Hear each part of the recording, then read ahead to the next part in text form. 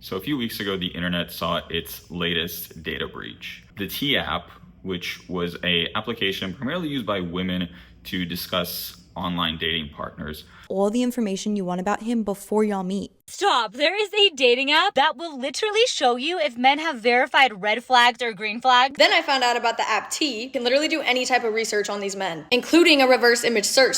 Saw a slew of images and messages leaked from the application. Honestly, as far as data breaches go, this wasn't even the biggest one. But what was major was how stupid the hack itself was.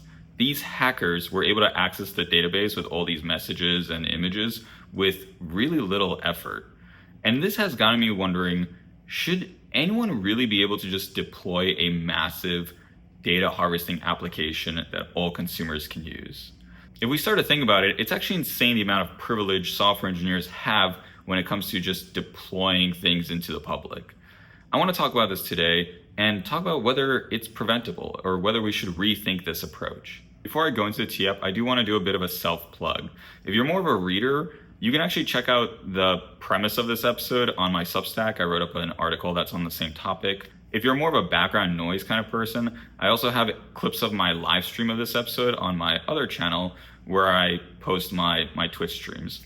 And if you want to see the Twitch stream itself, you can catch those every other week on Friday. I do them, I believe, 5 p.m. EST. As you can tell, I've been experimenting with all types of media, and links for all of those can be found in the description down below.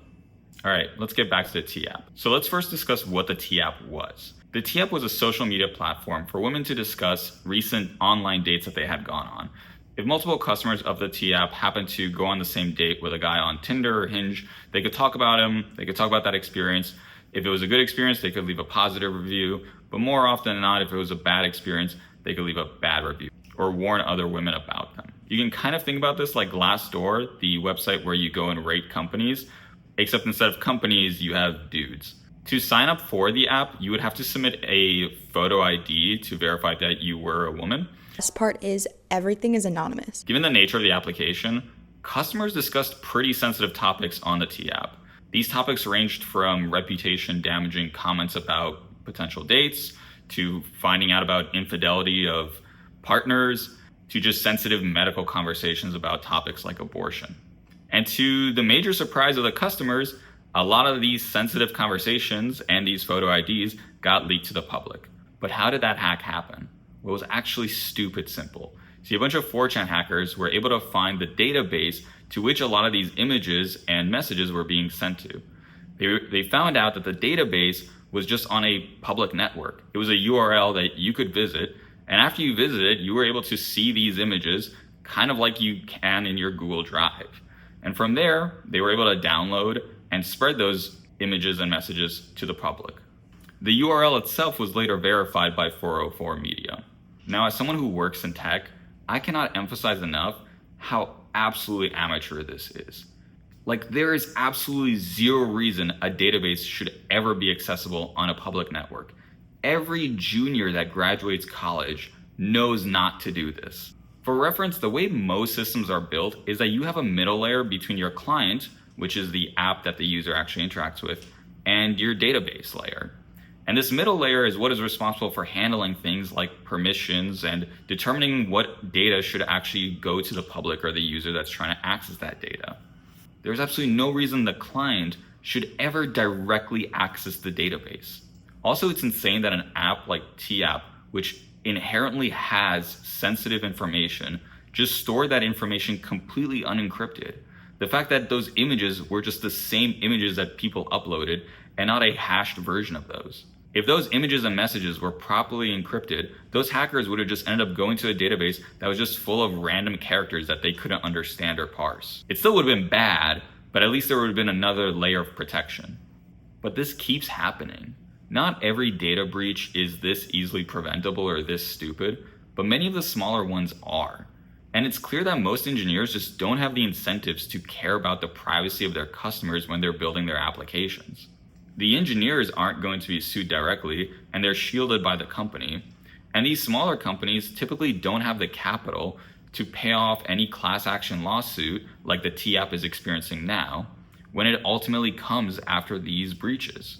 So now the class is not even going to be substantially paid for the damages that they may incur from such a data breach.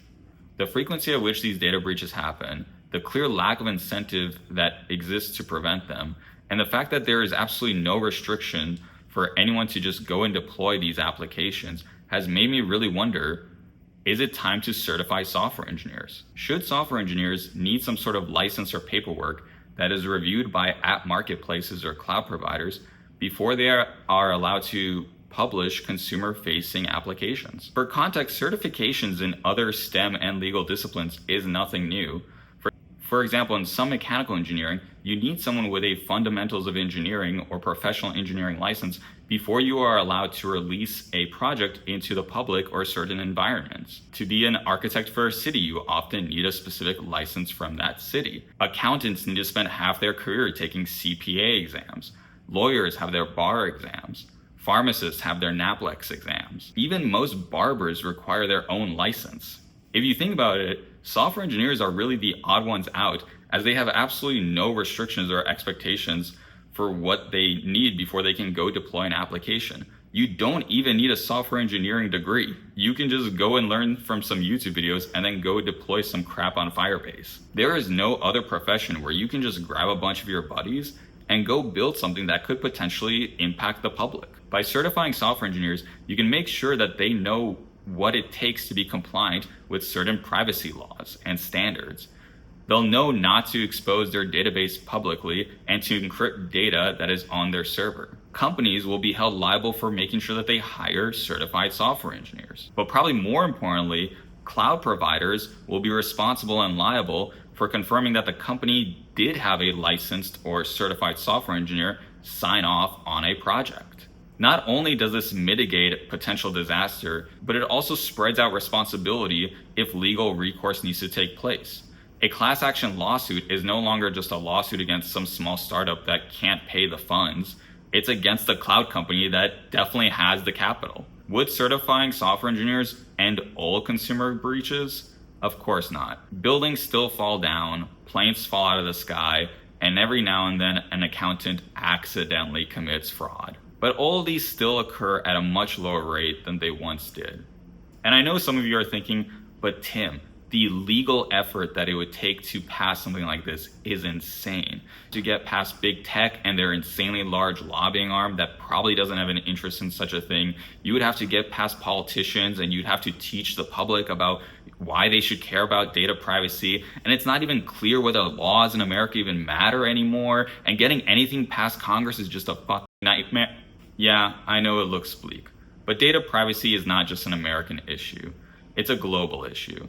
And even if America can't do this now, there are other countries out there that could spearhead basic or initial experiments with certifying software engineers. Furthermore, US states could implement local laws. And if enough states start implementing local laws, well, something I've learned during my time in government is that big tech actually really hates the fragmentation of laws. Having to handle different legal cases for different states and different municipalities is really annoying. And if enough states implement local laws, eventually the tide turns and big tech instead wants federal laws. Anyways, the point of this video wasn't to discuss the practicality of this idea. It was more to just explore an idea. So I'd love to know what you think. Let me know in the comments below. Should software engineers have a certification or a license to build applications? Or is there a better way to mitigate something like this? Let me know down below. And as always, remember to like and subscribe if you enjoyed the video. And I'll see you guys next time.